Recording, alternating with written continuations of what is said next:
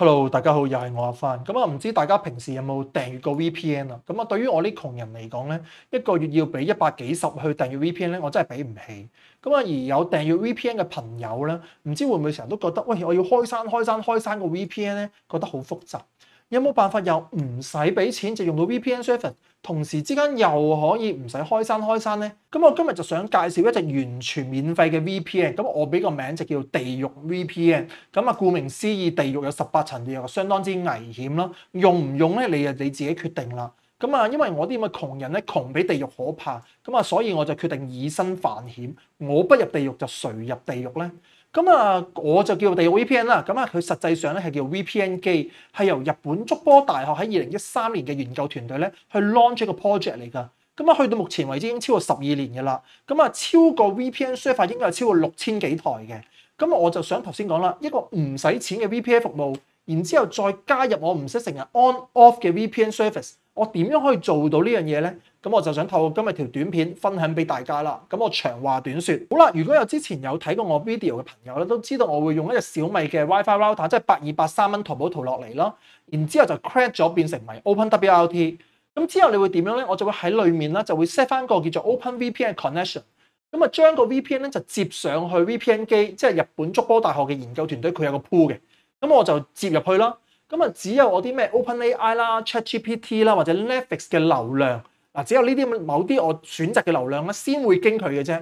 而之後其他嗰啲，即係例如我要去 YouTube 啊，我要去 IG 或者其他互聯網嘅 access 咧，就要直接出街，就唔可以經我呢個叫 VPN 機裡面嘅 VPN server。咁啊，中間我哋嘅做法點樣咧？咁啊，當然啦，就會透過我嘅例如OpenVPN 嘅 set up 啦，我要 set 一啲叫 PBL Policy Based 嘅 routing 啦，咁我就能夠分享出去。咁當然啦，中間我可以控制埋時間性啦，我甚至乎我可以控制埋邊一部機，手機又好，台頭機又好，佢先至可以用呢啲嘅 service 嘅。好啦，咁首先我哋要點樣做咧？你會見到我就去咗日本筑波大學嗰個 VPN 機個 official website 啦。然之後通常我就會揀頭嗰 top 嗰幾個嘅 VPN server 嘅。咁啊，因為多人用啊嘛，咁啊，就算佢要睇我啲資料咧，都唔係咁容易嘅。咁啊，例如我揀第一個啦，咩 public VPN、OpenVPN 機 .net 啦。咁然之後入到嚟咧，會見到兩隻選擇嘅。第一個咧就 based on domain name 嘅，第二個就 based on static IP 嘅。咁如果你唔想成日要轉 IP 或者轉 config 嘅話咧，其實亦都可以考慮第一點叫 DDNS host name。咁所以咧，我就會 download 第一個啦，咁就有個叫 OpenVPN config file。咁你只要 download 落去 ，save 咗喺你部機裏面就得㗎啦。好啦，咁啊之後你就可以 log in 入去你隻 OpenWRT 機圍啦。咁啊8283蚊嘅啫，或者甚至乎你屋企有隻舊嘅 TP Link。咁我之前一段 video 分享咗一隻20蚊嘅啫，咁都能夠做到呢個效果嘅。咁你會見到就入翻去嚟 VPN 啦，嚟 OpenVPN 裏面啦。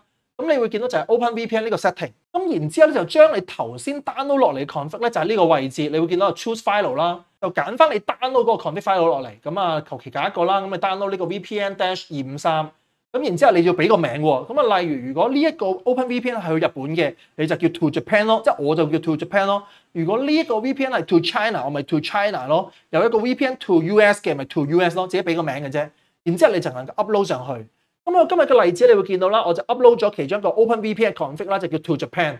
咁我就能夠將佢 enable 咗佢嘅。咁傳統裏面去到呢個位咧，咁通常你就開山 VPN 嘅啫，係咪先？一係就所有流量經 VPN，一係就所有流量都唔經 VPN 啊嘛。咁所以你會見到咧，我都係開咗佢先嘅，即係話呢條 VPN tunnel 要係 always on， 即係要長着。不過咧係要我指定嘅流量先入到去嘅。咁你會見到我會點樣做咧？我就會執去 service 啦，然之後就 policy routing 裏面啦。咁然之後就設計一個叫 PBL。咁所有嘅 magic 咧，會見到其實係 based on 個 domain name 啊，即係我哋中文叫域名啊。即係例如你會見到我都設計就係 api.openai.com 或者 openai.com 或者 platform.openai.com 或者 chatgpt.com， 你寫得㗎啦。即係話你想去嘅地方咧，就要經條 VPN。咁所以你會見到我就設計咗條 policy，就叫做 OpenAI via VPN。總之以下呢4個嘅 domain，呢4個嘅網址都係要經 VPN 走。而唔係呢4個網址咧，就你唔好同我行 VPN 啦。咁啊，當然啦，設計完咗之後，咁你就要 save and apply 啦。咁我哋就能夠測試噶啦。好啦，咁我哋首先就去 ipchicken.com 啦，你就會見到我嘅 IP address 啦。咁就係118開頭啦，206字尾啦。咁呢個係一個香港嘅 IP address 嚟嘅。咁即係佢嘅流量，即係嗰個 outgoing 嘅互聯網流量咧，係冇經到任何 VPN 嘅，即係攞翻我而家屋企嘅 IP address 嘅啫。好啦，接住落去啦，我哋就利用一行指令就叫 traceroute 啦。我哋睇一睇究竟我呢個互聯網嘅流量係咪真係冇經到叫 VPN 機，或者冇經到任何嘅 VPN 流量，係咪直接出街啦？咁我哋就攞香港政府嘅網站做一個例子先啦。例如我要 traceroute，例如 www.gov.hk。即係話，從我而家呢一部機，如果要去香港政府網站，咁啊 suppose 唔可以冇經過任何 VPN 噶嘛？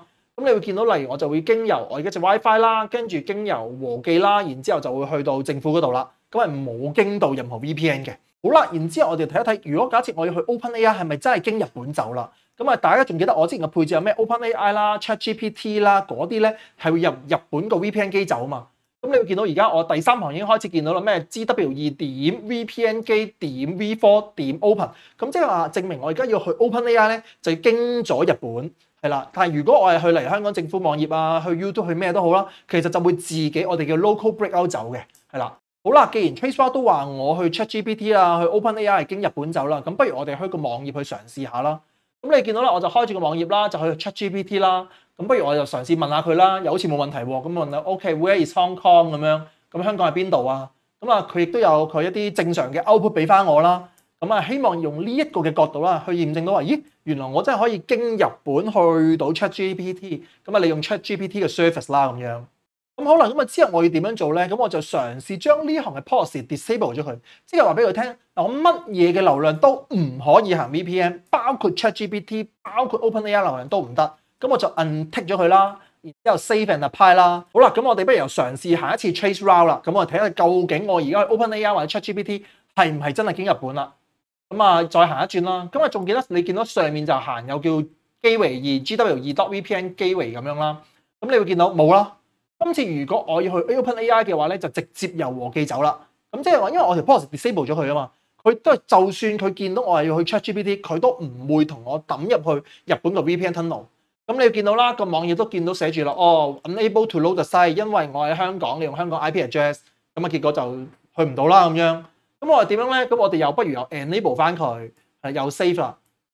咁然之後我哋又可以再 exit 多一次，咁啊去證明一次就原來我可以控制到究竟我乜嘢人或者乜嘢時段係可以經到 VPN 定係唔經 VPN。我除咗去 OpenAI 之外，咁啊例如我 Netflix 啊或者其他 website 咧，其實你都能夠利用一模一樣嘅方法嘅。咁所以你會利用例如就 OpenVPN 啦，跟住再加埋 PBR 嘅 setting 啦，咁而你會見到啦，我而家再 re-enable 過啦，咁啊 re-enable 過之後咧，亦都走翻日本啦，咁我哋又可以再開翻個網站去嘗試一下。好，咁啊你會見到啦，咁啊又因為我而家又經日本走啊嘛，咁啊所以我亦都能夠好正常咁樣可以用到例如 ChatGPT 啊或者 OpenAI 嘅 service 啦。